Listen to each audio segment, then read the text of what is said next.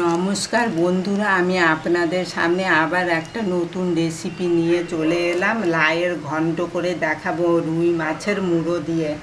এখানে আমি দেখুন মৌরি, আদা আর কাঁচা লঙ্কা নিয়েছি, এটা পেস্ট করে নেব। আর এখানে গোবিন্দভোগ চাল আমি ভিজিয়ে রেখেছি, এইটাও আমি দিয়ে দেবো ওপর থেকে। আপনারা শুরু থেকে নিয়ে শেষ পর্যন্ত আমার সাথে থাকুন, দেখুন আমি কি করে করি। দেখুন বন্ধুরা, সাদা তেলে করে নিচ্ছি। তেলটা গরম হয়ে গেছে, 3টে তেজপাতা দিলাম, 2টো শুকনো লঙ্কা, ফোড়নে জিরে।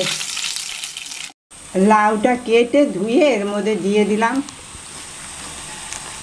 এবার একটু ঢাকা দিয়ে দিলাম। দেখুন ঢাকনাটা খুলে নিলাম। খুলে আমি মাছের মুড়োটা একটু ভেঙে নিয়েছিলাম, দিয়ে দিচ্ছি। একটু গোবিন্দভোগ চাল ধুয়ে নিয়েছি, ভিজিয়ে রেখেছিলাম। একটু এই যে কাঁচা লঙ্কা, আদা আর মৌরি বেটে নিয়েছিলাম, দিয়ে দিলাম। একটু হলুদ দিচ্ছি, হলুদ অল্প দেবো, একদম। নুনটা দিচ্ছি আন্দাজ করে,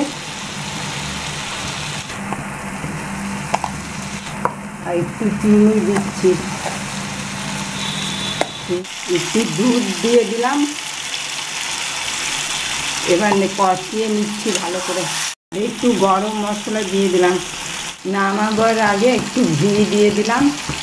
দেখুন বন্ধুরা, মাছের মুড়ো দিয়ে লাউয়ের ঘন্টটা আমার তৈরি হয়ে গেছে। এরকম করেই বানিয়ে খাবেন, যেরকম করে আমি বানিয়েছি। দেখবেন 2 দিন পর পরই আপনাদের খেতে ইচ্ছে করবে, এত ভালো লাগে এটা খেতে।